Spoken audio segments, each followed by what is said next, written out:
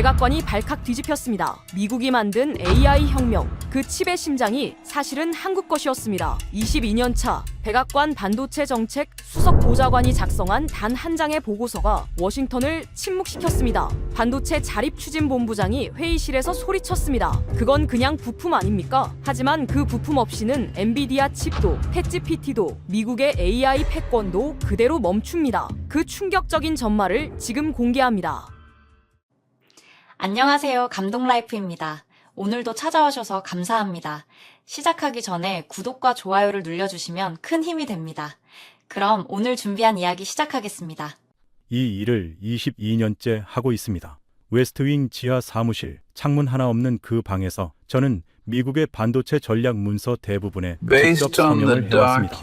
형광등 불빛 아래 늘어선 케빈이 세는 지난 20년간의 반도체법 초안들이 빼곡히 꽂혀 있습니다. 저는 그 방에서 칩스법 초안 작업에도 참여했고 수출 통제 리스트를 만드는 일에도 손을 댔습니다. 동료들은 저를 반도체 정책의 산증인이라고 불렀습니다. 그 호칭이 싫지 않았습니다. 책상 위에는 역대 대통령들과 함께 찍은 사진 몇 장이 작은 액자에 담겨 넣어 있었습니다. 22년 동안 저는 미국 반도체 전략의 큰 그림을 그려온 사람이었으니까요. 한국에 대한 제 인상은 솔직히 평범했습니다. 삼성과 SK라는 이름은 알았지만 그저 부품을 잘 만드는 협력사 정도로 여겼습니다. 8년 전 한미 반도체 협력 회의에 참석했을 때의 기억이 아직도 남아 있습니다. 한국 측 대표단은 회의 내내 미국 측 요구를 받아 적기만 했고 자기 의견을 강하게 내세우는 일이 거의 없었습니다. 저는 그 모습을 보며 한국은 협력하기 편한 나라라고 단정해버렸습니다. 회의 끝나고 나오면서 동료에게 농담처럼 한마디를 던지도 했습니다. 저 사람들은 우리가 시키는 대로 다 합니다. 그 말이 지금 생각하면 부끄럽습니다. 회의 때마다 한국은 늘 공급망 지도의 한 귀퉁이, 작은 사각형 하나로 표시됐습니다. 핵심 설계는 엔비디아가 하고 핵심 두뇌는 미국이 쥐고 있다고 생각했으니까요. 한국은 그 그림 안에서 조용히 제품을 만들어 보내주는 나라였습니다. 그날 아침 비서실장실에서 호출이 왔습니다. 회의실에 들어서자 국가안보보좌관과 상무부 차관까지 자리에 있었습니다. 긴 테이블 위에 종이컵 커피들이 줄지어 놓여 있었고 다들 표정이 평소보다 굳어 있었습니다. 벽에 걸린 대형 스크린에는 최근 AI 관련 뉴스 헤드라인들이 떠 있었습니다. 비서실장이 단도직입적으로 말했습니다. 콜먼, 2주 안에 AI 패권 전략 보고서를 완성하시오. 대통령께 직접 보고할 자료입니다. 저는 그 자리에서 고개를 끄덕였습니다. 어려운 일이 아니라고 생각했습니다. 미국의 AI 패권은 이미 증명된 사실이었으니까요. 엔비디아 설계, 미국 자본, 미국 빅테크의 데이터 센터, 결론은 이미 정해진 것처럼 보였습니다. 저는 보고서 제목을 먼저 적었습니다. 미국 AI 패권의 구조와 미라. 사무실로 돌아와 노트북을 열었습니다. 후배 분석관 사라 윈터를 불렀습니다. 사라는 경제학과 공학을 함께 공부한 드문 인재였고 숫자 뒤에 숨은 맥락을 짚어내는 감각이 남달랐습니다. 사라, 엔비디아 공급망 자료부터 정리해줘요. 결론은 간단할 겁니다. 미국이 설계하고 미국이 지배한다. 사라는 알겠다고 답하며 자료를 펼치기 시작했습니다. 저는 책상에 앉아 보고서 개요를 써내려갔습니다. 손끝이 가벼웠습니다.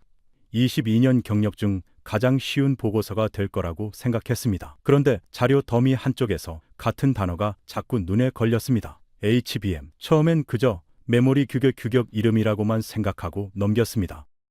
사라가 며칠 뒤 제 책상으로 다가왔습니다. 콜먼 보좌관님, 자료를 보다가 좀 이상한 게 있습니다.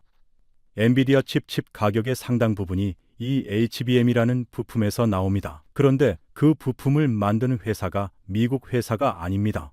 저는 그 말을 듣고도 별로 놀라지 않았습니다. 부품이야 어디서든 사올 수 있는 거니까요.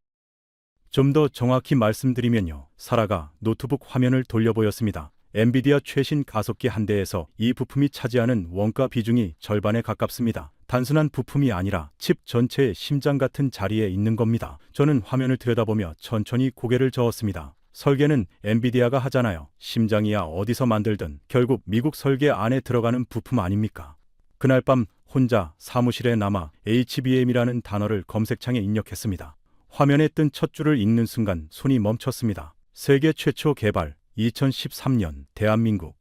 저는 그 문장을 3번 다시 읽었습니다. 화면을 더 내려보니 그 기술이 처음 학계에 발표됐을 때 정작 큰 관심을 받지 못했다는 기록도 있었습니다. 표준 규격으로 채택되는 과정조차 순탄치 않았고 초창기에는 이 메모리를 양산할 필요가 있느냐는 의문이 업계 안팎에서 끊이지 않았다는 내용도 있었습니다. 그 작은 발표가 10여 년 뒤 세계 AI 산업의 운명을 가를 거라고 그때는 누구도 짐작하지 못했던 겁니다. 그때까지만 해도 저는 이 단어 하나가 제 22년 경력에서 가장 어려운 보고서를 만들게 될 거라는 사실을 전혀 알지 못했습니다. 다음 날 아침 비서실장이 또 한 사람을 회의에 불렀습니다. 반도체 자립 추진 본부장 그렉 할로웨이였습니다. 저는 그 이름을 듣는 순간 살짝 긴장했습니다. 워싱턴에서 그의 평판은 익히 들어 알고 있었으니까요. 동료들 사이에서 그는 협상 자리에서 한 번도 물러선 적이 없는 사람으로 통했습니다. 지난 봄 상원 청문회에서 그는 카메라 앞에서 이렇게 말한 적이 있습니다. 미국은 더 이상 누구에게도 무릎 꿇지 않을 겁니다. 반도체도 마찬가지입니다. 그 발언은 그날 저녁 뉴스마다 반복해서 나왔고 기자들은 그를 반도체 자립의 얼굴이라고 불렀습니다. 저는 그의 강한 인상이 이번 보고서에 어떤 영향을 줄지 짐작이 가지 않았습니다. 회의실 문이 열리고 그가 들어왔습니다. 키가 크고 어깨가 넓었으며 짙은 회색 양복 옷깃에는 작은 성조기 핀이 꽂혀 있었습니다. 구두 굽 소리가 또각또각 회의실 바닥에 울렸습니다. 그는 자리에 앉기 전 모두와 일일이 악수를 나눴습니다. 손에 힘이 잔뜩 들어가 있었습니다. 사라도 회의 자료를 들고 제 옆자리에 앉아 있었습니다. 그녀는 노트북을 열어둔 채 조용히 타이핑을 준비하고 있었습니다. 할로웨이는 자리에 앉으며 사라를 한번 쳐다보고는 다시 저를 향해 몸을 돌렸습니다. 콜먼 보좌관, 반갑습니다. 그가 먼저 입을 열었습니다. AI 패권 보고서를 쓰고 있다고 들었습니다. 결론은 이미 나와 있는 것 아닙니까? 미국이 만들고 미국이 지배한다. 저는 고개를 끄덕이며 신중하게 대답했습니다.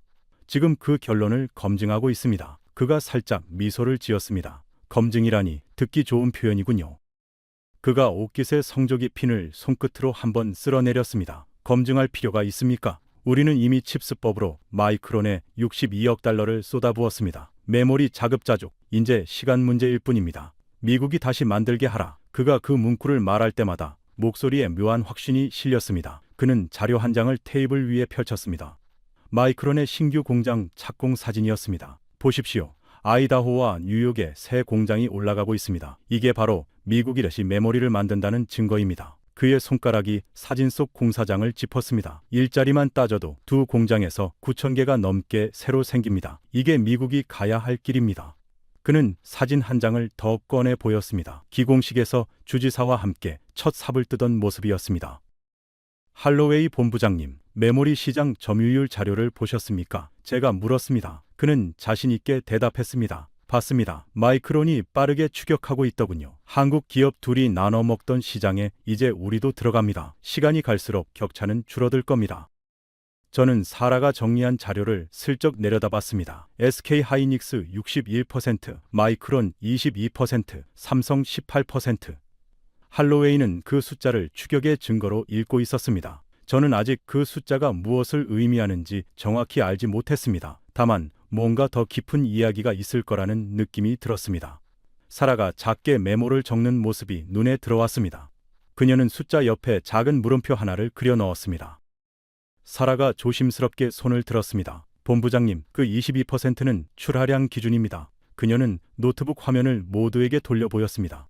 막대 그래프 하나가 떠 있었습니다. 엔비디아 같은 최상위 고객사 물량 기준으로 보면 수치가 다를 수 있습니다. 할로웨이는 잠깐 그녀를 쳐다보더니 가볍게 웃었습니다. 분석관님, 숫자는 숫자입니다. 22%면 22%죠. 그가 자리에서 일어나며 마지막으로 한마디를 남겼습니다. 콜먼 보좌관, 보고서에 이 부분 분명히 넣어주십시오. 한국 의존은 일시적 현상이다. 미국은 곧 메모리에서도 독립한다. 그가 문 앞에서 잠깐 멈춰 다시 돌아봤습니다. 그리고 한 가지만 더 생각해 보십시오. 중국이 메모리 자급을 서두르고 있습니다. 한국이 영원히 그 자리를 지킬 거라고 누가 보장합니까? 미국이 자급자족하지 못하면 결국 중국의 안보를 의탁하는 날이 올 수도 있습니다. 그는 그렇게 말하고 회의실을 나갔습니다. 문이 닫히는 소리가 유난히 크게 울렸습니다.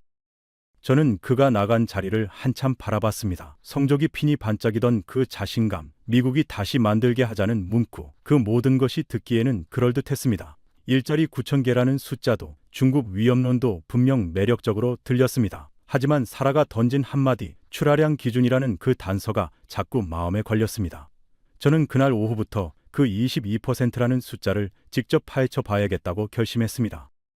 사흘 동안 사라와 저는 머리를 맞대고 새 자료를 팠습니다. 출하량 기준이 아니라 실제 누가 누구에게 파는지 그 흐름을 따라가 보기로 했습니다.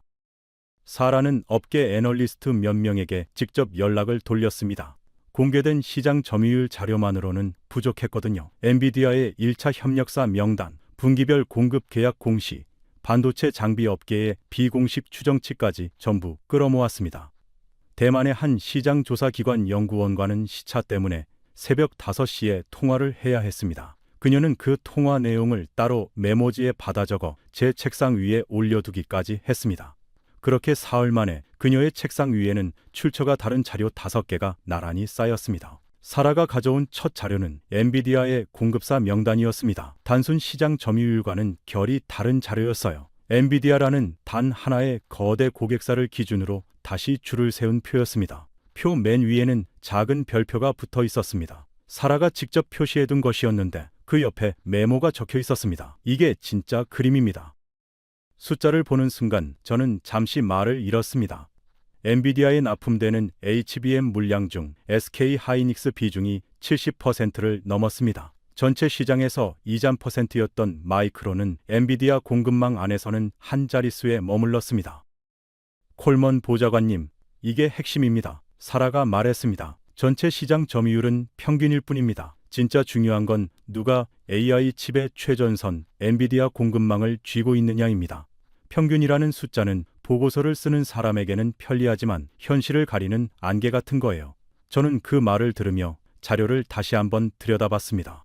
오후 늦게 저는 할로웨이 본부장 사무실로 전화를 걸었습니다. 창밖으로 해가 기울고 있었고 사무실에는 저와 사라 둘뿐이었습니다. 책상 위에는 그날 점심도 거른 채 정리한 자료들이 어지럽게 펼쳐져 있었습니다. 본부장님, 자료를 좀 더 확인했습니다. 엔비디아 공급망 안에서는 SK 하이닉스 비중이 70%가 넘습니다. 전화기 너머로 짧은 침묵이 흘렀습니다. 그 정도로 압도적이라고요? 할로웨이의 목소리가 살짝 올라갔습니다. 그건 일시적인 겁니다. 엔비디아도 바보가 아닙니다. 공급망을 다변화하려고 마이크론과 삼성에도 물량을 늘리고 있어요. 22%가 곧 30%, 40%가 될 겁니다. 맞습니다. 다변화 노력은 분명 있습니다. 제가 먼저 그렇게 인정했습니다. 할로웨이의 목소리에 다시 자신감이 돌아왔습니다. 그렇다면 결국 시간 문제라는 제 말이 맞지 않습니까?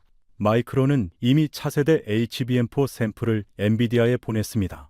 곧 본 계약으로 이어질 겁니다. 그런데 본부장님, 샘플 제출과 양산 공급은 다른 단계입니다. 저는 다음 자료를 펼쳤습니다. SK 하이닉스는 이미 2026년 전체 HBM 생산 물량을 완판했습니다. 마이크론과 삼성이 늘리는 물량은 새로 생기는 수요를 채우는 것일 뿐 기존 SK 하이닉스 자리를 빼앗는 게 아닙니다. 수화기 너머에서 다시 침묵이 흘렀습니다. 3초, 4초. 저는 그 정지를 가만히 헤아렸습니다. 할로웨이가 다시 입을 열었을 때 목소리는 한 톤 낮아져 있었습니다. 완판이라니 그게 무슨 뜻입니까? 그가 물었습니다. 주문이 이미 꽉 찼다는 뜻입니다. 마이크론이 아무리 공장을 늘려도 지금 당장 엔비디아가 줄 서서 받아가는 물량은 한국 두 회사 몫입니다. 저는 차분히 설명했습니다. 그건 일시적 병목 현상일 뿐입니다. 할로웨이가 다시 반박했습니다. 병목은 풀립니다. 시간이 걸릴 뿐이죠. 그는 잠시 말을 멈췄다가 한마디를 덧붙였습니다. 그리고 솔직히 말해서 한국 기업들도 결국 미국 빅테크의 주문이 있어야 먹고 삽니다. 갑은 우리 쪽이라는 걸 잊지 마십시오. 저는 그 말에 곧바로 대답하고 싶었습니다. 본부장님, 그렇다면 왜 엔비디아가 가격을 깎지 못했을까요? 갑이라면 가격을 정해야 하는데 이번엔 부르는 값을 그대로 받아들였습니다. 누가 갑인지는 협상 테이블에 앉아보면 가장 먼저 드러나는 법입니다. 할로웨이는 그 말에 잠시 머뭇거리다가 오늘은 여기까지 하자며 화제를 돌렸습니다. 저는 다음 자료를 준비해야 했으니까요. 전화를 끊고 저는 책상에 앉아 한참을 그대로 있었습니다. 22%라는 숫자 하나로 추격을 이야기하던 사람이 70%라는 숫자 앞에서는 일시적이라는 말로, 그리고 갑을 관계라는 말로 도망치고 있었습니다. 저는 그 패턴이 묘하게 낭익었습니다. 보고서 제목으로 적어두었던 미국 AI 패권의 구조와 미래, 그 문장이 자꾸 눈에 걸렸습니다. 사라가 다가와 물었습니다. 어떻게 됐어요? 저는 짧게 답했습니다. 한 발 물러났어요. 그런데 완전히 물러난 건 아니에요. 갑을 관계라는 말까지 나왔어요. 다음엔 가격이라는 카드를 꺼내야겠어요. 정말 갑이 누구인지, 협상력이 누구에게 있는지부터 봐야 하니까요. 일주일 뒤 할로웨이 쪽에서 다시 미팅을 요청했습니다. 이번엔 전화가 아니라 직접 만나자고 했습니다. 그의 사무실로 가는 길에 사라가 옆에서 자료를 마지막으로 점검했습니다. 이번엔 가격이라는 카드였습니다. 그녀는 노트북을 품에 안은 채 복도를 걸으며 숫자 하나하나를 다시 확인했습니다.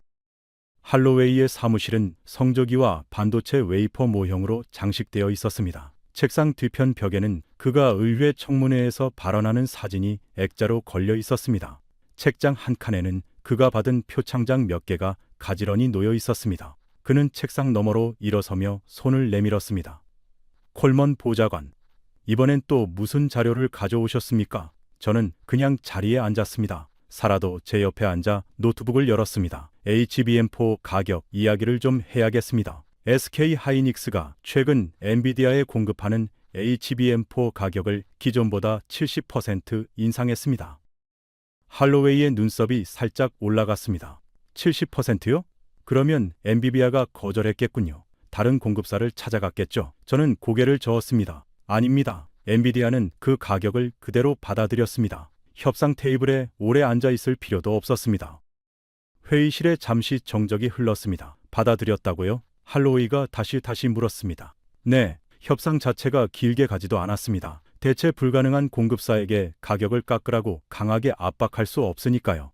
보통 이런 협상은 연 단위로 진행되는데 이번엔 반년치 물량만 계약했다고 합니다. 그만큼 양쪽 다 급했던 거죠. 업계 관계자에 따르면 협상 테이블에 앉은 지 채 2시간도 안 돼서 도장을 찍었다고 합니다. 맞습니다. 가격이 올라간 건 사실이겠죠. 할로웨이가 먼저 그 사실을 인정했습니다. 하지만 그건 일시적 가격 책정 전략일 뿐입니다. 마이크론 물량이 본격적으로 풀리면 가격 협상력도 다시 균형을 찾을 겁니다.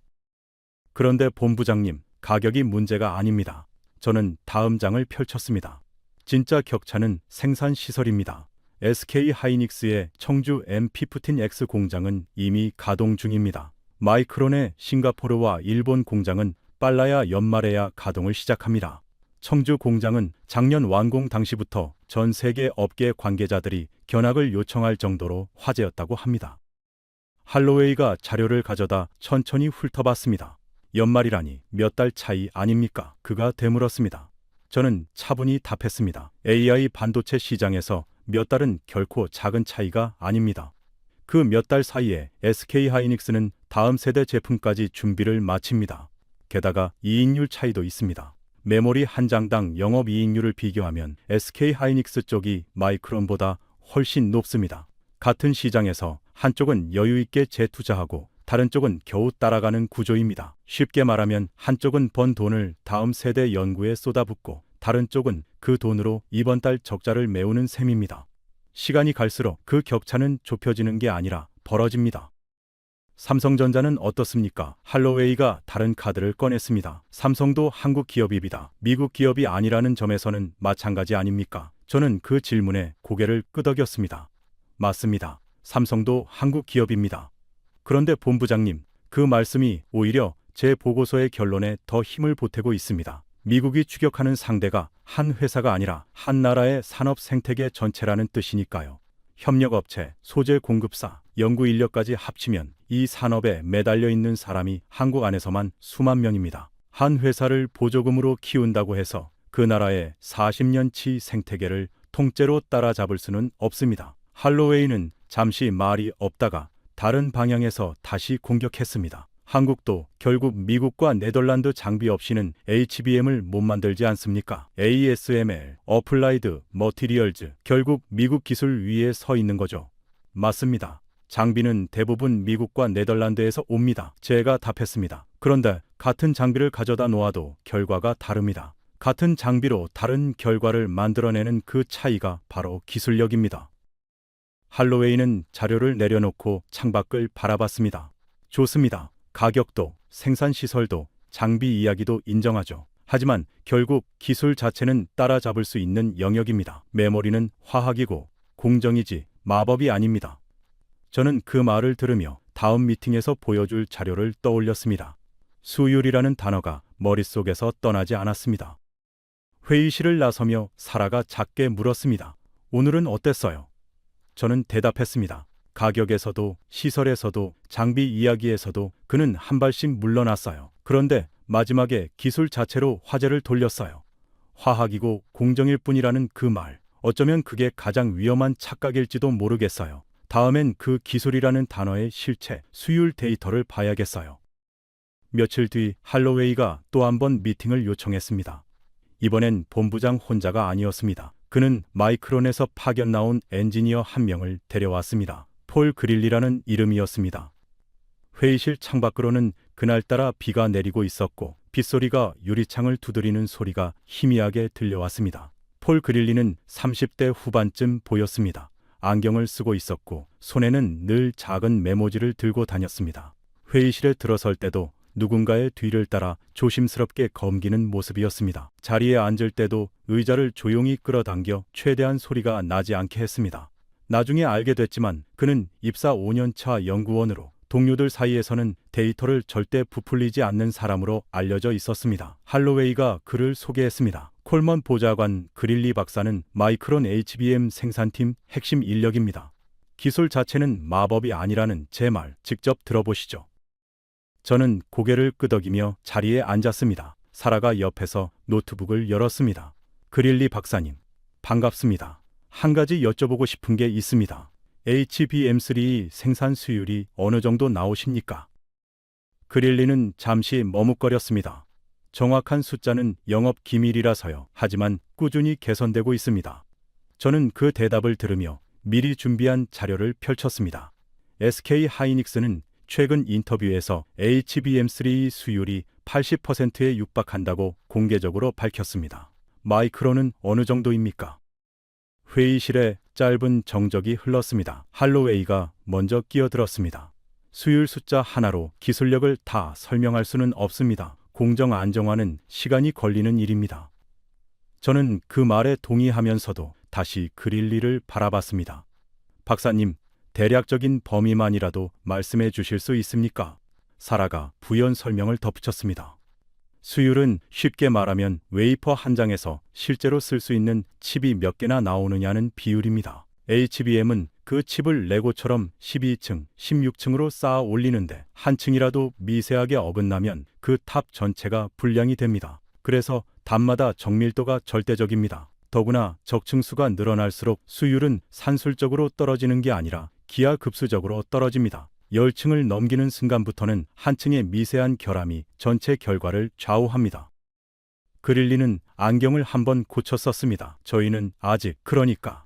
그는 거기서 말을 멈췄습니다. 손에 든 메모지를 만지작거리는 손끝이 미세하게 떨리고 있었습니다. 회의실 안의 모든 시선이 그에게 쏠렸습니다. 나중에 사라가 알아낸 사실이지만 그릴리는 몇 해 전 학회에서 한국 연구팀의 발표를 직접 들은 적이 있었습니다. 그날 그 정밀함에 솔직히 압도당했다고 동료에게 털어놓았다고 합니다. 저희는 아직 50%대입니다. 그가 결국 그렇게 말했습니다. 그런데 그건 발표할 수치는 아니었습니다. 할로웨이의 표정이 순간 굳었습니다.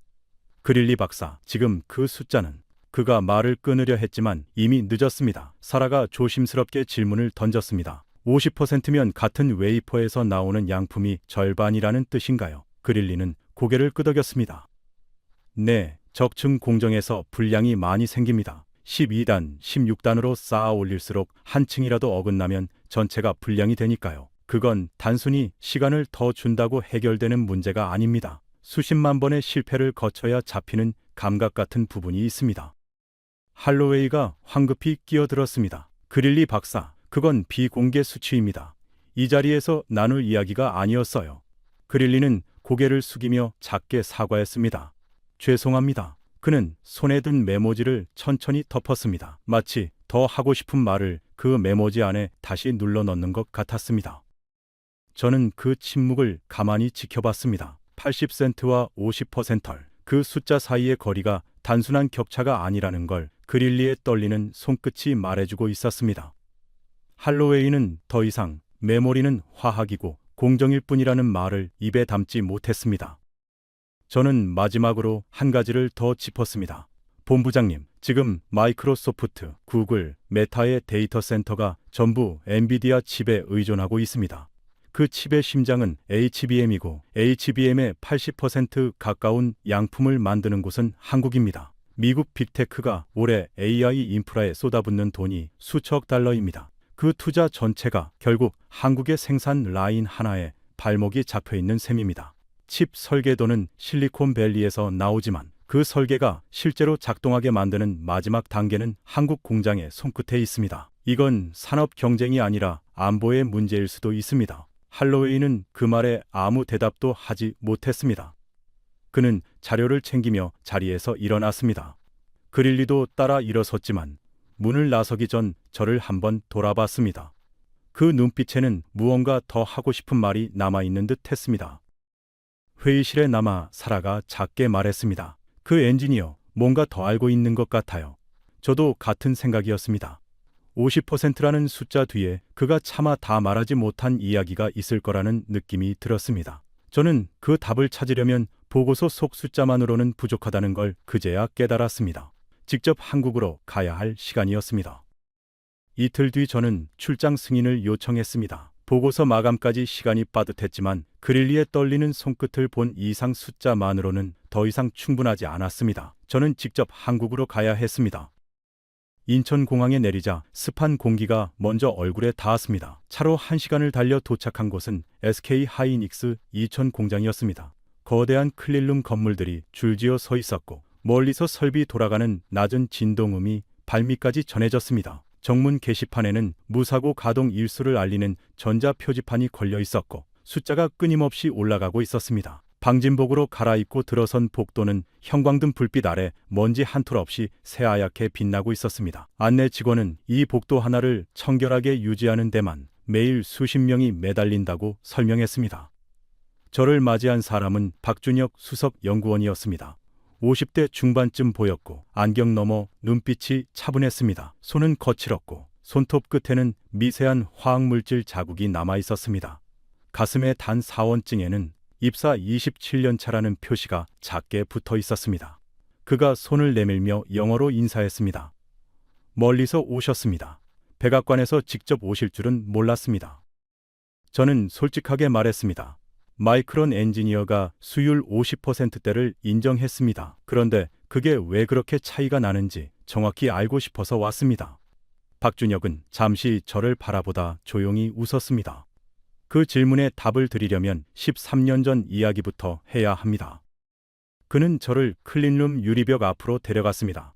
안에서는 팔뚝만한 로봇 팔이 웨이퍼를 정밀하게 옮기고 있었습니다. 보이십니까? 그가 유리벽을 가리켰습니다. 칩과 칩을 쌓을 때 정렬 오차 허용치가 머리카락 굵기의 수백 분의 1입니다. 그 정도로 어긋나면 신호가 끊기고 그 층 전체가 죽습니다. 저희는 그 오차를 잡기 위해서만 별도의 연구팀을 13년째 운영하고 있습니다. 처음엔 그 팀이 5명이었는데 지금은 200명이 넘습니다. 사람 수가 늘어난 게 아니라 실패의 기록이 그만큼 두꺼워졌다고 보시면 됩니다. 그는 저를 작은 회의실로 데려갔습니다. 책상 위 유리 상자 안에는 작고 깨진 반도체 칩 하나가 놓여 있었습니다. 이게 2013년 저희가 만든 첫 HBM 시제품입니다. 그가 유리 상자를 가만히 들어보였습니다. 거의 다 불량이었어요. 수십 장을 만들면 쓸 수 있는 게 한두 장이었습니다. 그는 그 시절 실패한 웨이퍼들을 따로 모아 보관해 뒀다고 했습니다. 창고 한 칸이 그 깨진 칩들로 가득 차 있다고 합니다. 그 시절 회사 안에서도 이걸 왜 만드느냐는 말이 많았습니다. 그가 말을 이었습니다. 그래픽카드 한 장 팔아서 얼마나 번다고 이런 기술에 그 돈을 쏟아붓느냐는 거였어요. 해외 학회에서도 마찬가지였습니다. 발표를 하면 다들 웃었습니다. 그게 왜 필요하냐고, 누가 그걸 산다고 그러냐고요. 저는 그 말을 들으며 메모리 반도체 업계의 치킨 게임 시절을 떠올렸습니다. 당시 일본과 대만의 메모리 회사들이 줄줄이 무너지던 때였죠. 박준혁이 고개를 끄덕였습니다. 맞습니다. 제 입사 동기 절반이 그 시기에 회사를 떠났습니다. 메모리는 끝났다. 다른 길을 찾으라는 말이 사방에서 들렸습니다. 본사 복도에 구조조정 명단이 붙던 날도 기억합니다. 제 이름이 빠진 걸 보고 안도했던 게 아니라 오히려 더 무거운 책임감이 들었습니다. 그해 겨울 첫째가 태어났는다. 저는 사흘 밤을 뽑아 공장에서 보냈습니다. 그땐 그게 가족보다 중요하다고 믿었던 게 아니라 지금 손을 놓으면 다시는 못 돌아올 거라는 두려움이 더 컸습니다. 그런데 왜 남으셨습니까? 제가 물었습니다. 그는 유리 상자 속 깨진 칩을 손끝으로 가만히 만졌습니다. 다들 떠나는 자리에 남으면 보이는 게 있습니다. 아무도 안 보고 있으니까 실패해도 됩니다. 저는 그 13년 동안 수십만 번 실패했습니다. 그 실패 하나하나가 지금 80%라는 숫자 안에 들어가 있는 겁니다. 그가 잠시 말을 멈췄습니다. 그때 같이 남았던 동료 한 명은 결국 못 버티고 5년 전 작은 스타트업으로 옮겼습니다. 가끔 연락이 오는데 그 친구는 지금도 그때 조금만 더 버텼으면 어땠을까 이야기합니다. 그의 목소리가 살짝 갈라졌습니다. 마이크론 엔지니어가 50%대라고 했다고요. 그건 부끄러워할 숫자가 아닙니다. 저희도 그 구간을 지나왔으니까요. 다만 저희에겐 13년이라는 시간이 더 있었습니다. 그 시간은 돈으로도 공장으로도 살 수 없는 것입니다. 그 엔지니어도 분명 같은 무게를 손끝으로 느끼고 있었을 겁니다. 그래서 그렇게 손이 떨렸던 거겠죠.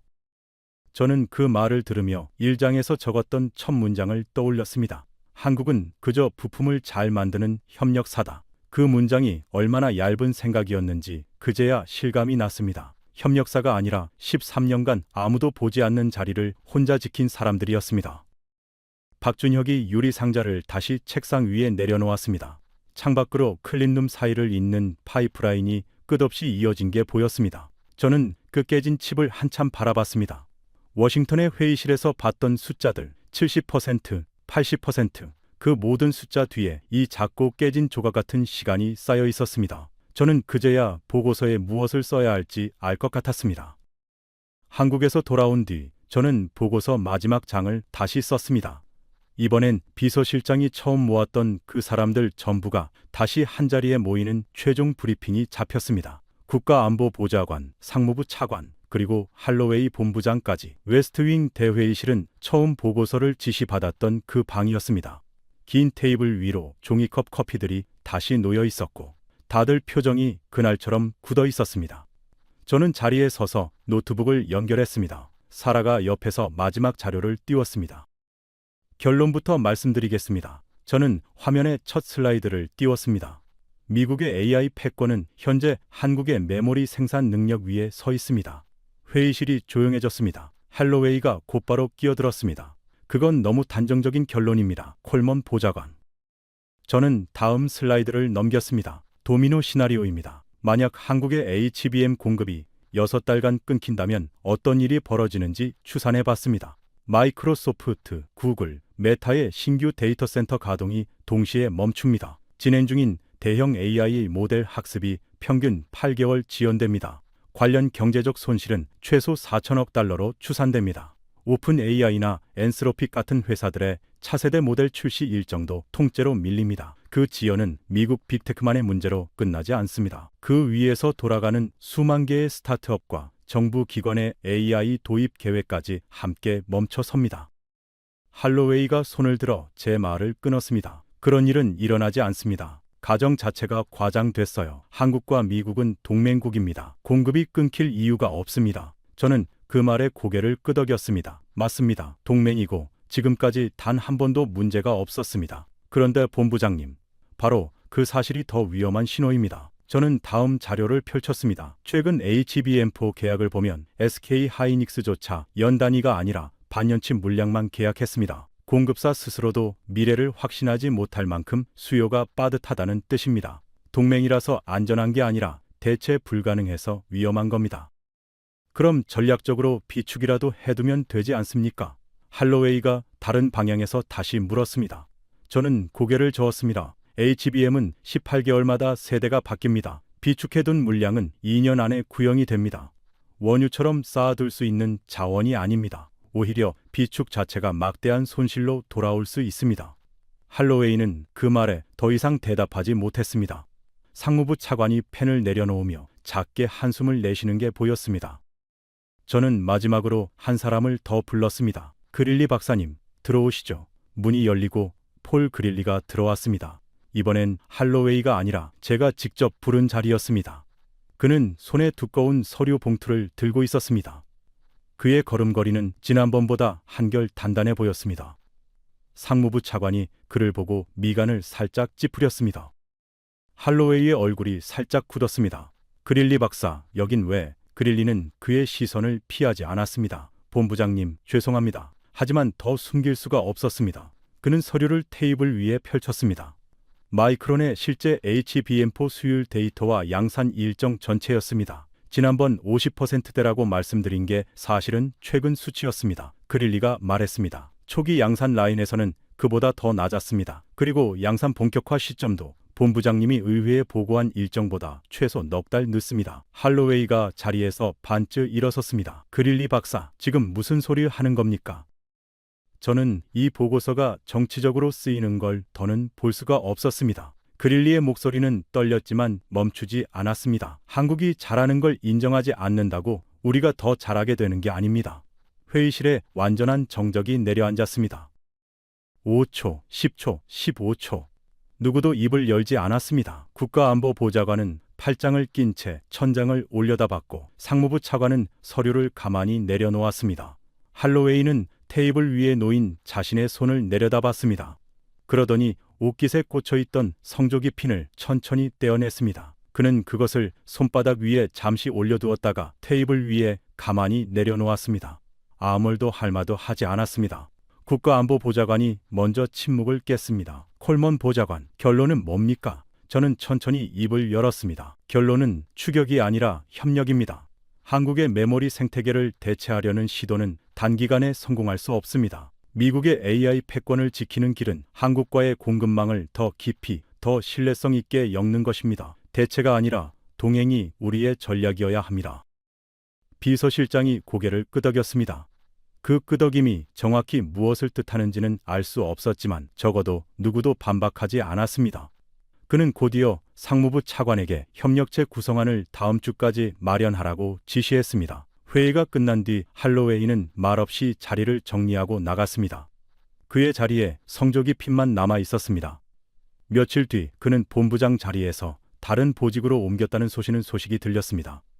후임자는 첫 업무 지시로 한국 반체 업계와의 정기체 신설을 발표했습니다. 그 발표문 첫 줄에는 경쟁이 아니라 신뢰라는 단어가 적혀 있었습니다. 그릴리가 회의실을 나서며 제게 다가왔습니다. 죄송합니다. 더 일찍 말씀드리지 못해서. 저는 고개를 저었습니다. 지금이라도 말씀해 주셔서 감사합니다. 22년 동안 저는 자료와 숫자만으로 진실을 찾는다고 믿었습니다. 그런데 이번엔 한 사람의 용기가 그 어떤 자료보다 컸습니다. 사라가 옆에서 작게 덧붙였습니다.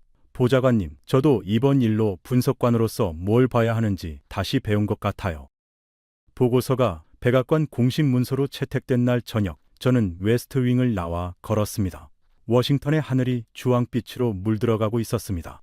링컨 기념관 쪽으로 발걸음을 옮겼습니다.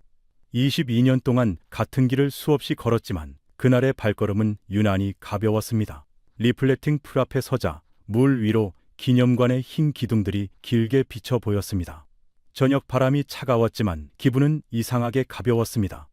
22년 동안 이런 식으로 끝나는 보고서를 써본 적이 없었습니다. 저는 천천히 풀 가장자리를 따라 걸었습니다. 멀리 워싱턴 기념탑의 끝이 마지막 햇빛을 받아 희미하게 빛나고 있었습니다.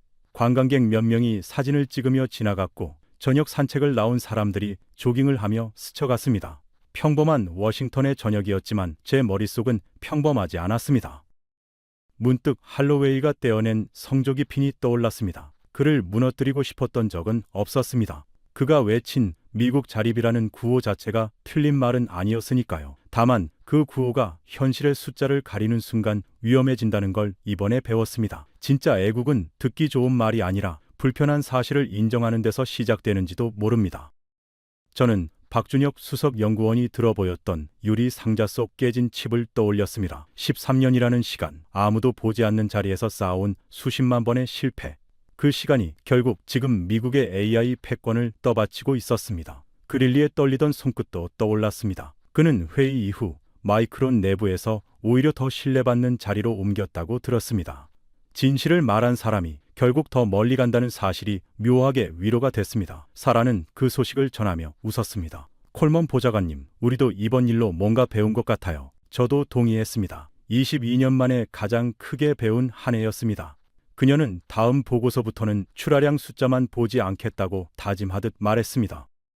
22년 동안 저는 반도체 정책을 설계 도면처럼 다뤄왔습니다. 누가 설계하고 누가 자본을 대는지가 전부라고 믿었습니다. 그런데 이번 보고서를 쓰면서 깨달았습니다. 진짜 패권은 도면이 아니라 그 도면 뒤에 쌓인 시간에서 나온다는 것을요. 설계도는 누구나 그릴 수 있습니다. 하지만 그 설계도를 13년간 실패하며 현실로 만들어낸 시간은 아무도 베낄 수 없습니다. 그 시간만큼은 어떤 법안도 어떤 예산도 대신 살 수 없는 영역이었습니다. 한국을 처음 떠올렸을 때 저는 그저 부품을 잘 만드는 협력사라고 생각했습니다. 8년 전 그 회의실에서 조용히 받아 적던 한국 대표단의 모습이 다시 떠올랐습니다. 그때는 그게 약함이라고 생각했습니다. 지금은 다르게 보입니다. 그 조용함 뒤에는 13년 전 아무도 사지 않을 거라던 그 메모리를 묵묵히 만들어가던 사람들의 인내가 있었습니다. 큰 목소리로 위협하지 않고도 결국 협상의 무게중심을 가져간 것이 바로 그 인내였습니다. 그 메모리가 지금 전 세계 AI 혁명의 심장이 되어 있었습니다. 한국은 협력사가 아니라 이 시대의 도면을 직접 그린 나라였습니다. 진짜 패권은 누가 가장 크게 외치느냐가 아니라 누가 아무도 보지 않을 때도 묵묵히 실패를 쌓아왔느냐로 결정됩니다. 그것이 22년 만에 제가 워싱턴이 아닌 이천의 한 클린룸에서 배운 가장 단순하고도 가장 무거운 교훈이었습니다. 지금도 전 세계 AI 가속기 측의 심장에는 한국이 만든 메모리가 들어갑니다. SK 하이닉스와 삼성을 합쳐 그 시장의 80% 이상을 차지합니다. 그 숫자 뒤에는 13년 전 비웃음을 견뎌낸 사람들의 시간이 있습니다. 그리고 그 시간은 어떤 보조금으로도 어떤 청문회 발언으로도 단숨에 사들일 수 없는 것이었습니다. 저는 워싱턴 기념탑을 한 번 더 올려다본 뒤 발걸음을 돌렸습니다. 강 건너로 펜타곤의 불빛이 하나둘 켜지고 있었습니다. 내일 아침이면 또 다른 정책 문서가 제 책상 위에 쌓여 있을 겁니다.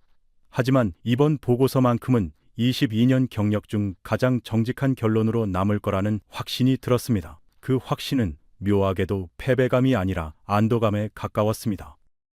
지금까지 백악관 국가경제위원회 수석 보좌관 에단 콜먼이 직접 겪은 이야기였습니다.